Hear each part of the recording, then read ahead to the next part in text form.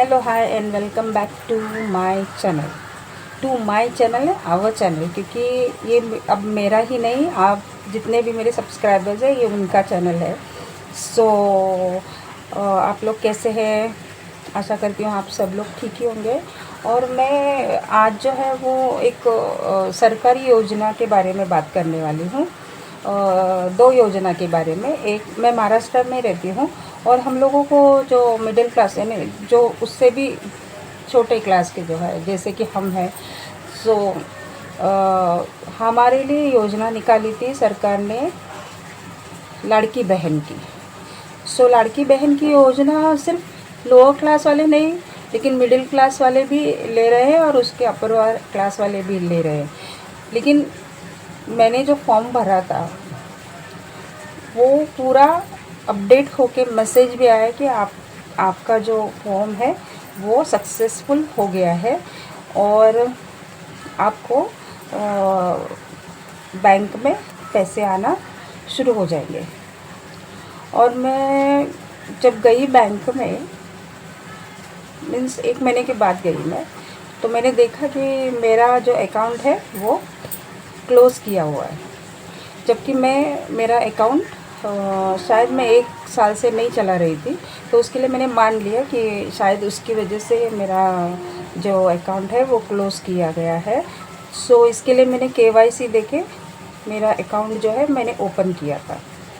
अब ओपन करने के बाद पासबुक पे बार कोड लगा लिया था और मैंने मशीन में डाल के देखा तो उस पर दिखा रहा था कि आपका अकाउंट क्लोज़ है। और उसी दिन नहीं मैंने किया था, जबकि मैं 8 दिन के बाद गई थी। अब उन्होंने मेरा अकाउंट ओपन किया है तो मेरा जो मशीन में जो मैंने बुक डाली थी उस पर अपडेट होके आना चाहिए था। तो उस पर मैसेज आ रहा था कि आपका जो है अकाउंट क्लोज़ है। जबकि मैं नहीं गई थी, मेरा बेटा गया था वो बुक लेके। ठीक है, मैं सोची कि मैं जाऊंगी, लेकिन मुझे तब से अब तक कोई पैसा नहीं मिला, जबकि मेरा अकाउंट ही क्लोज़ कर दिया गया। उसमें मेरे पैसे भी थे। और सेम स्टोरी मेरी माँ के अकाउंट के साथ भी ऐसा ही हुआ, उसी बैंक में। और मेरी माँ ने अब कल जाके फिर से ओपन किया, 3 बार KYC देखे। मैंने भी 3 बार KYC दिया है।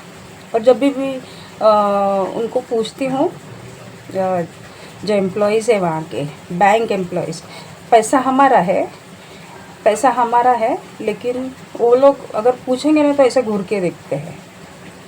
पता नहीं क्या है, मीन्स क्या योजना है कि ऐसा घूर के देखेंगे। तो मैं उनको बोली थी ऐसा घूर के मत देखो, पैसा है मेरा उसमें, लड़की योजना का पैसा ही नहीं है उसमें। तो वो चुप बैठा था। तो मुझे बोला 8 दिन के बाद आ जाइए।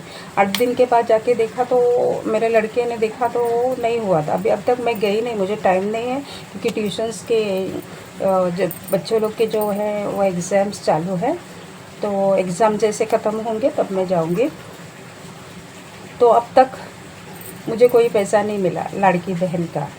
अब दूसरी योजना, मैंने सुना था कि जो सिलेंडर्स हैं वो सिलेंडर्स है ना, 3 सिलेंडर सरकार महिलाओं के लिए मुफ्त दे रही है। मैंने सुना था 2 महीने पहले, और मुझे लगा शायद अफवाह ही होगी, शायद कोई भी ऐसे कुछ ना कुछ बात करते रहते, तो मैं चुप बैठी। लेकिन मेरे घर में मेरा सिलेंडर ख़त्म होने वाला है और मैंने कल एक सिलेंडर मंगाया। तो मैं आपको बताती हूँ सिलेंडर मेरा उस पर क्या लिखा है। ये देखिए, ये कल ही सिलेंडर आया है और इस पे लिखा है, मैं कंपनी का नाम नहीं बताऊंगी, लेकिन इस पे मैं बताऊंगी प्रधानमंत्री उज्ज्वला योजना, महिलाओं को मिला सम्मान। ठीक है, हाँ, तो देख लिया आपने, इस पे सब लिखा है। तो मैं महिलाओं को मिला सम्मान। कौन सा सम्मान? न लड़की बहन की योजना का सम्मान मुझे मिला और न ही सिलेंडर का। अगर सिलेंडर का कुछ है तो इन जो डिलीवर करने आते हैं सिलेंडर वाले, उन्होंने मुझसे 850 रुपया ले लिया है सिलेंडर का। तो 850 रुपया लिया है और ऊपर से हम लोग खुशी से कुछ देते हैं 10-20 रुपया। तो अब मुझे ये पता नहीं कि उनका जो कर्तव्य है सिलेंडर वालों का, एक है कि अगर कुछ बदलाव होता है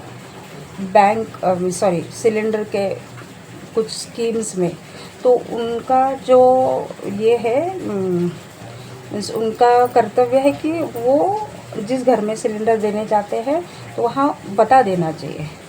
तो उन्होंने अब तक बताया नहीं है, जबकि मुझे ना सिलेंडर 12 महीने के 12 सिलेंडर होते हैं ना, तो मेरे सिर्फ 10 सिलेंडर लग जाते हैं 12 महीने में 10 सिलेंडर, क्योंकि हम 3 जन हैं तो ज़्यादा करके नहाना भी गर्म पानी नहीं होता है।